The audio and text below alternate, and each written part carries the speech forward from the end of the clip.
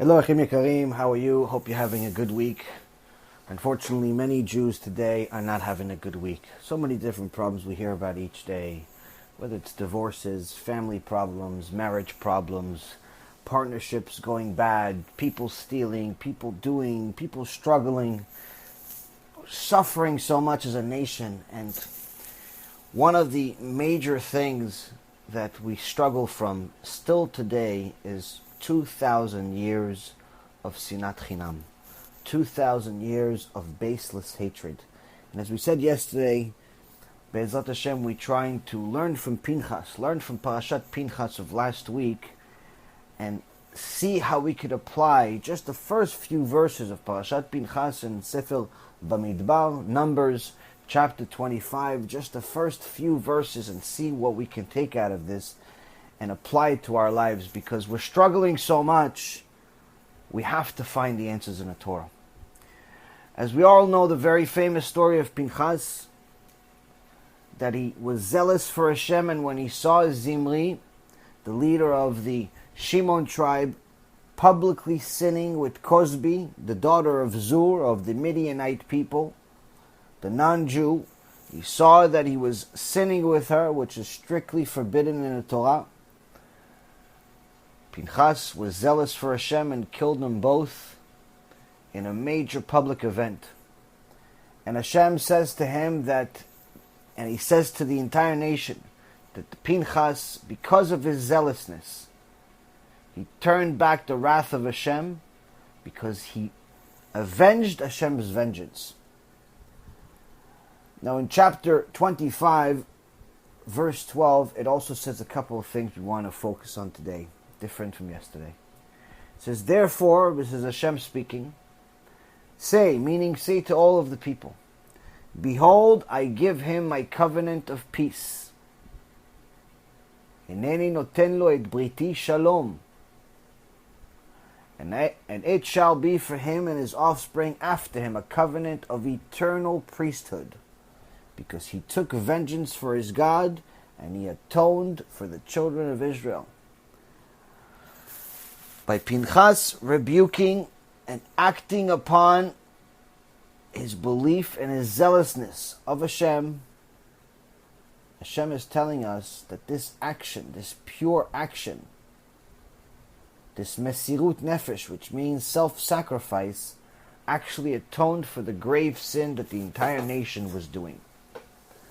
Now, obviously, we're not advocating for people to go out there in the street and kill other Jews or other people in general, but there is a lot to learn from Pinchas. First and foremost, in regards to the mitzvah of being zealous for Hashem and taking action upon it, the sages explain to us that there is no one that is as zealous as Pinchas in our generation, and the reason why is because Pinchas was this way all of the time, not just sometimes. So unless you're like this all of the time, you cannot compare. The second and more important thing is that there's a much easier way, that Hashem gave us the ability to do this. And it's not only an easier way to do it, it's actually an obligation to do it, of each and every single Jew, whether the simple one or the advanced and the learned one, whether the Talmid Chacham, the scholar, the rabbi, or the guy that just did TESHUVA last week, and even the guy that's not keeping anything, is obligated in this mitzvah, which is one of the 613 mitzvot called Ocheach Tochiach et Amitecha. You must reprove or rebuke your people when you see them sin. Another Jew that sees a Jew that sees another Jew sinning must reprove them, must rebuke them, must let them know that they're sinning, because sometimes they don't know that they're actually sinning, and sometimes they don't know the significance of the sin. Either way, we must let them know. In the Gemara Masechet Avodah Zarah, and also in Gemara Masechet Shabbat, page 55, in Gemara Masechet Avodah Zarah, page 4a, it says that before Hashem destroyed the Bet HaMikdash, which we're going to talk about in a couple of weeks on Tisha B'Av, on a major event we're having in New York by Chazak Torah Anytime that they have each year. there's something we need to know about this event. It happened twice in history. We don't have a home for Hashem on earth because of what happened during this time. Whether it was idol worship, or it was Sinat Chinam, it was baseless hatred that we're still suffering from today. Or it was immodesty, or it was idol worship. The key here is that we're still suffering from all of them today. But in those Gemarot, Hashem is giving us a secret. The sages ask Hashem, why did you punish the righteous before punishing the wicked? We could understand if you punish the wicked, the ones that did idol worship, and the ones that stole, and the ones that were imadas, and the ones that hated everyone for no reason, and the ones that cheated and lied and violated Shabbat, and all of these different sins that we have in the Torah. We could understand if you punish them first. But we don't understand when you punish them last. And not only that, we don't understand why you punish the righteous first.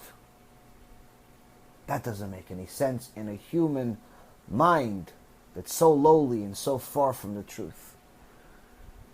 So Hashem in His mercy answered us.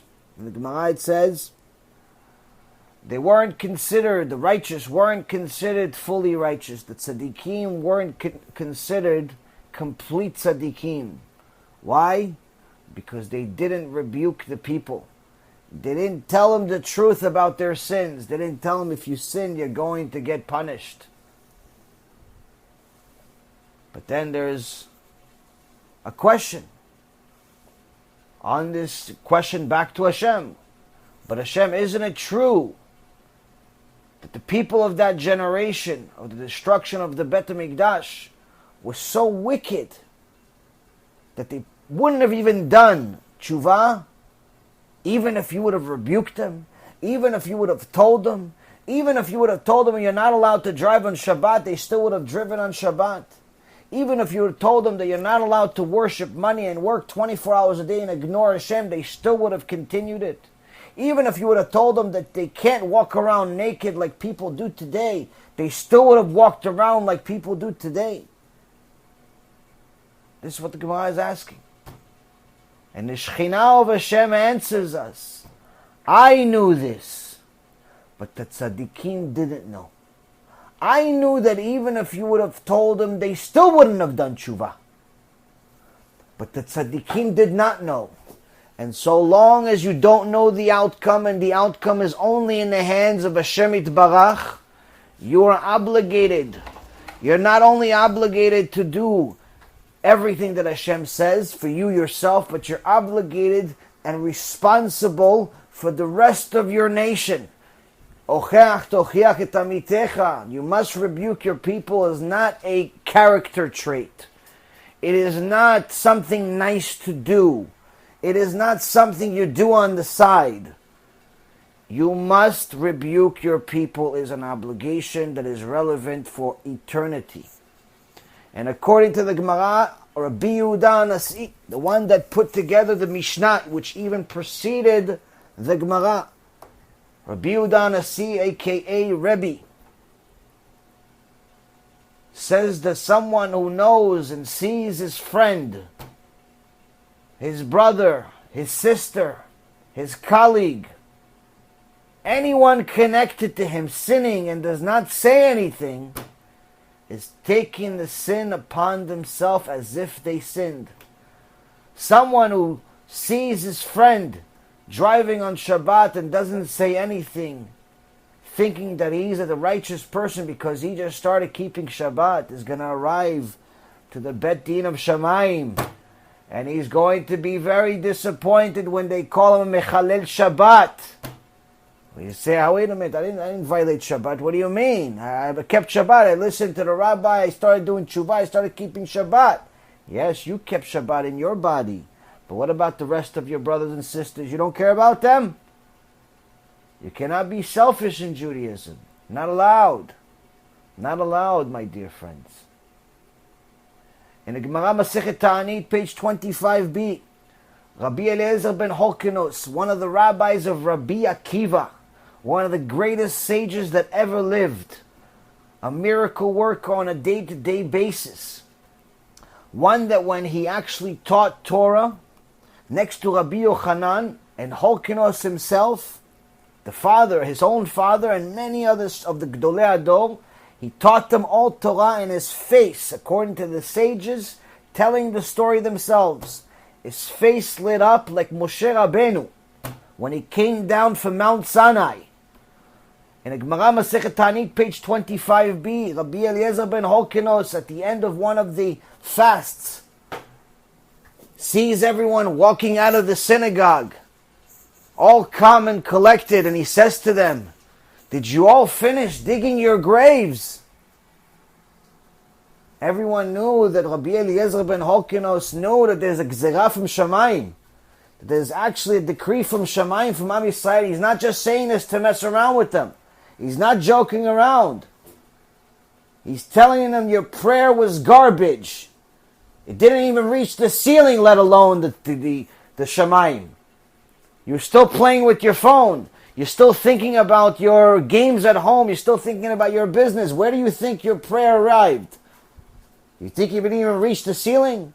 So he's telling them, oh, just so you know, your prayer didn't reach anywhere. And he actually said in the Gemara, did you finish digging your graves to the entire Keilah, to the point where everyone started hysterical crying and ran back into the shul and started praying for real?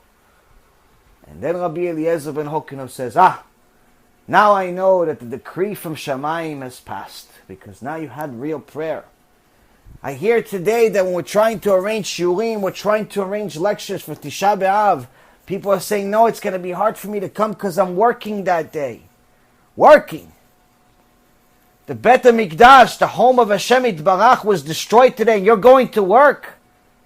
What's your connection with him? You call yourself a Jew? Even the Gentiles should mourn for Bet HaMikdash. How about that? The problem today is that we have no idea what it is to be connected to Hashem.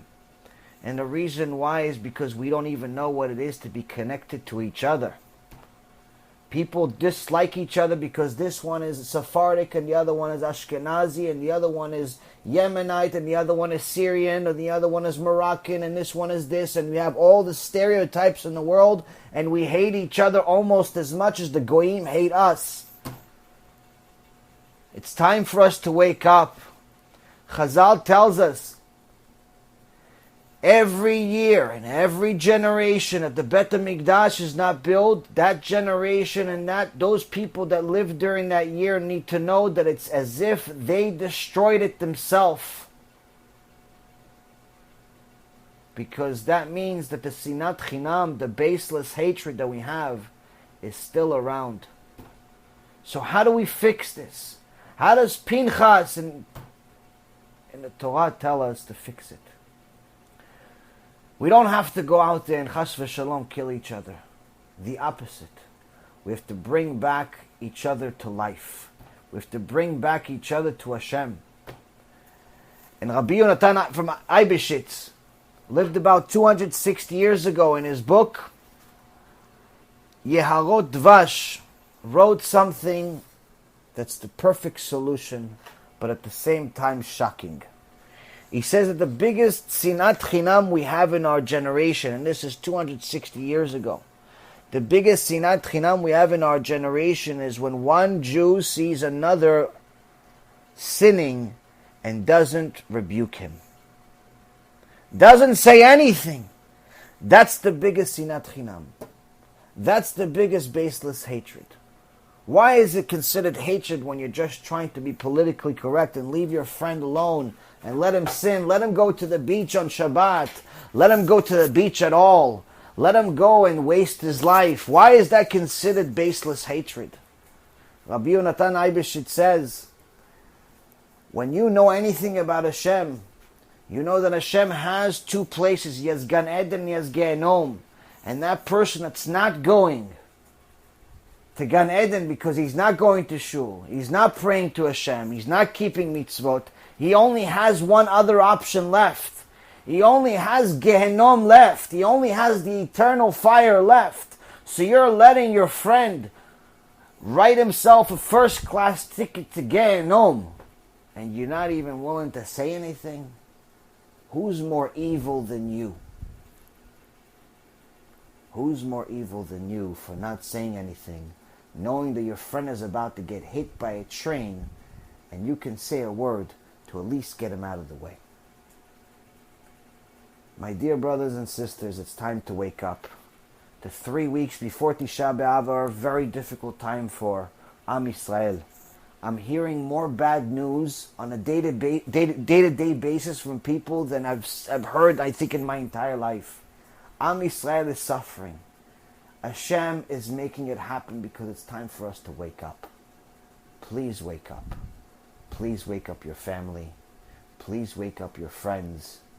And please call Hashem from Shamayim and tell him you love him. May Hashem continue to bless you and let you get closer to him so we can move on to better times and Mashiach in our day. Kol Tuv.